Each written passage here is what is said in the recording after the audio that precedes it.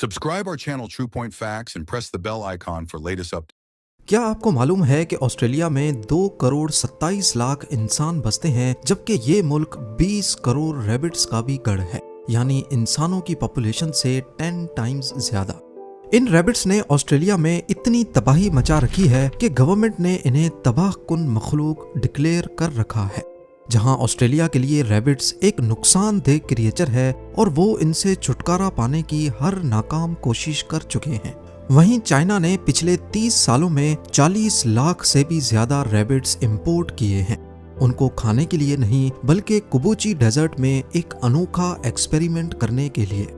और जो रिजल्ट निकाला गया उसने पूरी दुनिया को हैरानो परेशान छोड़ दिया है। नाजरीन, जब कोई रेगिस्तान हरी भरी जमीन को निगल कर उसे भी रेगिस्तान में कन्वर्ट करता है तो इस प्रोसेस को डेजर्टिफिकेशन कहते हैं, और इसका सबसे बड़ा विक्टिम है चाइना में मौजूद कुबूची डेजर्ट।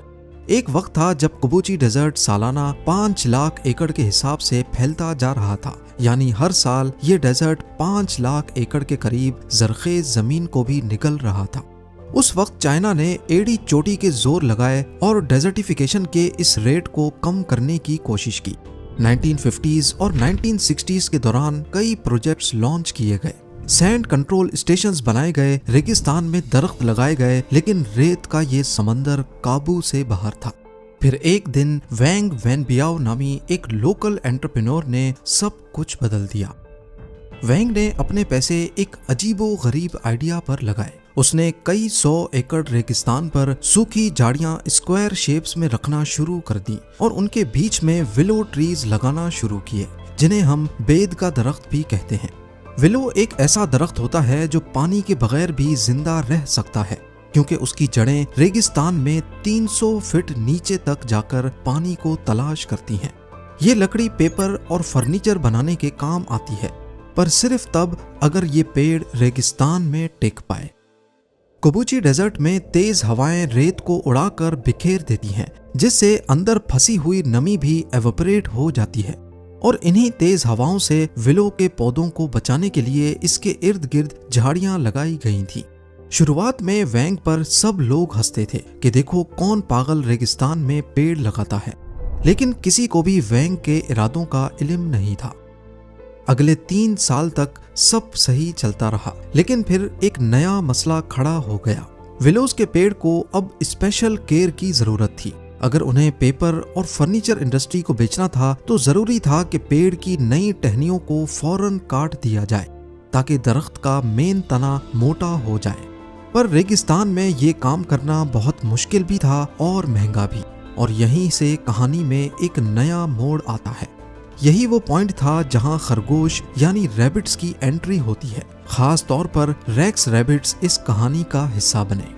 रेक्स रैबिट एक खास ब्रीड है जिनका फर बिल्कुल ओटर या ऊद के बालों जैसा होता है, बहुत मुलायम, महंगा और लग्जरी कपड़े बनाने में इस्तेमाल होता है।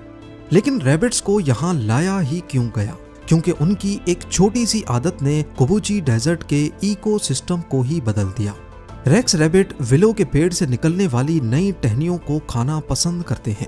जब वो नई और पतली टहनियां खाते गए तो दरख्त का मेन तना और ज्यादा मोटा होता गया, जो पेपर इंडस्ट्री वाले महंगे दामों खरीद कर जाते थे।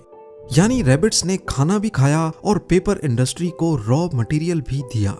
एक तरफ एनवायरनमेंट, दूसरी तरफ इकोनॉमी, दोनों की जीत होने लगी। पर यह कहानी की सिर्फ शुरुआत थी। जैसा कि आपने पहले जाना, विलो पेड़ की जड़ें 300 फीट तक जमीन के अंदर चली जाती हैं। ये जड़ें रेत के अंदर जाकर उनकी स्ट्रक्चरल स्टेबिलिटी को बढ़ाने लगी, और उससे फायदा ये हुआ कि तेज हवाओं के दौरान अब रेत उड़ती नहीं थी और उनके अंदर फंसी हुई नमी एवोपरेट नहीं होती थी।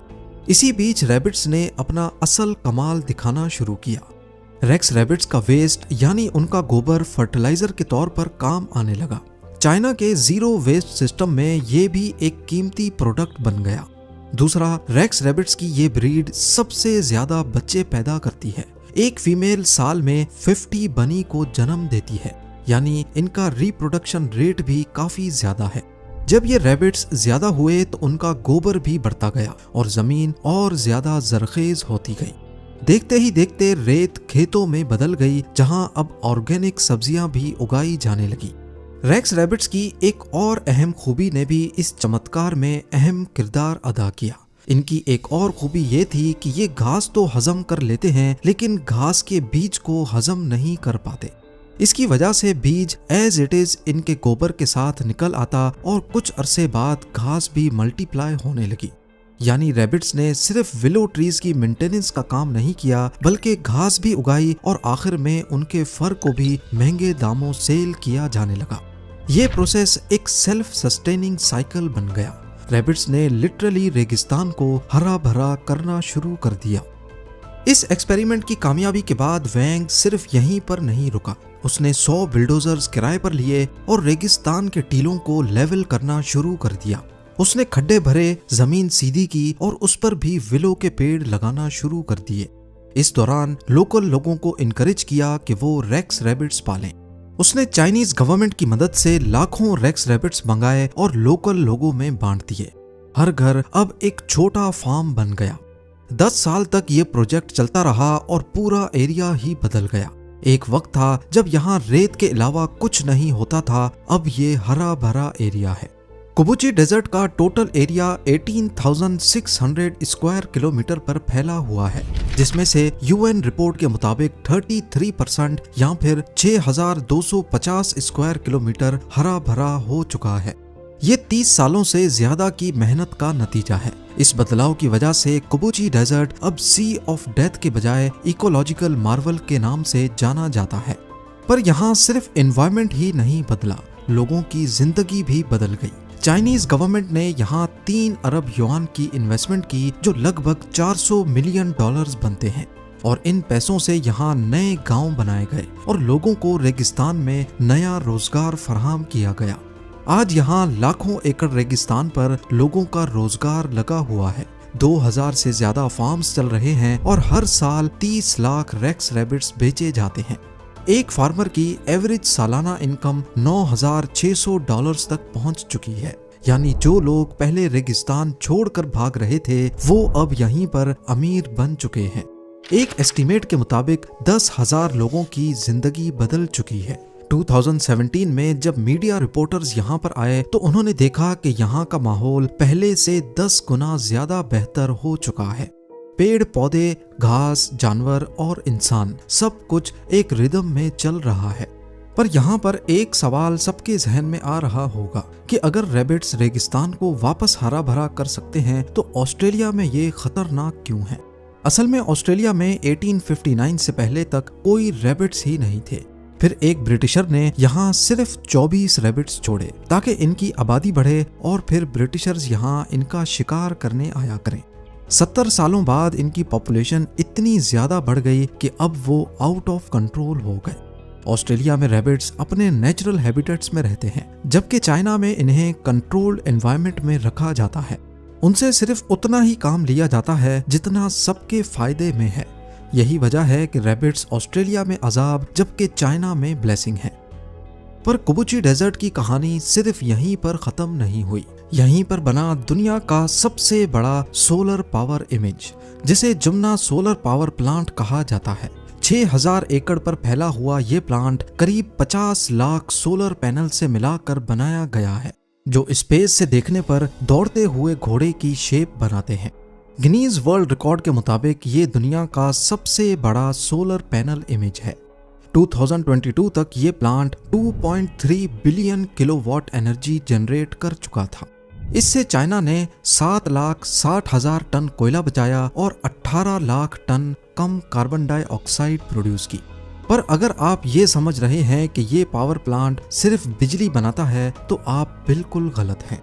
ये प्लांट डेजर्टिफिकेशन से भी लड़ता है। पैनल्स के नीचे सनलाइट नहीं पड़ती, लिहाजा एवोपरेशन कम होती है, जिसकी वजह से यहाँ घास उगाई जाती है।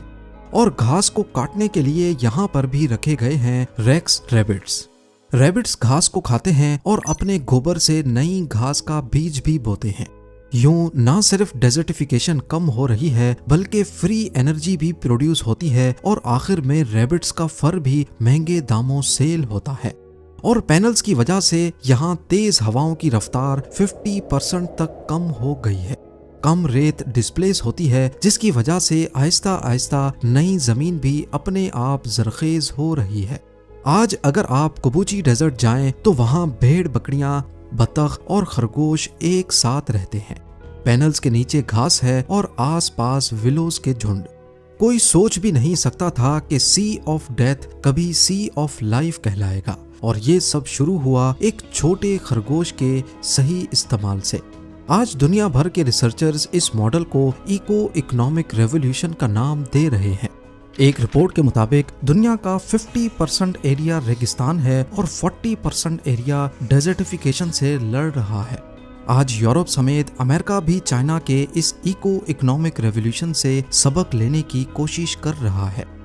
कुबूची डेजर्ट का मैसेज साफ है, अगर इंसान और कुदरत मिलकर काम करें तो मौत के समंदर को भी जिंदगी का बागीचा बनाया जा सकता है। If you like our videos, don't forget to like, share, and comments.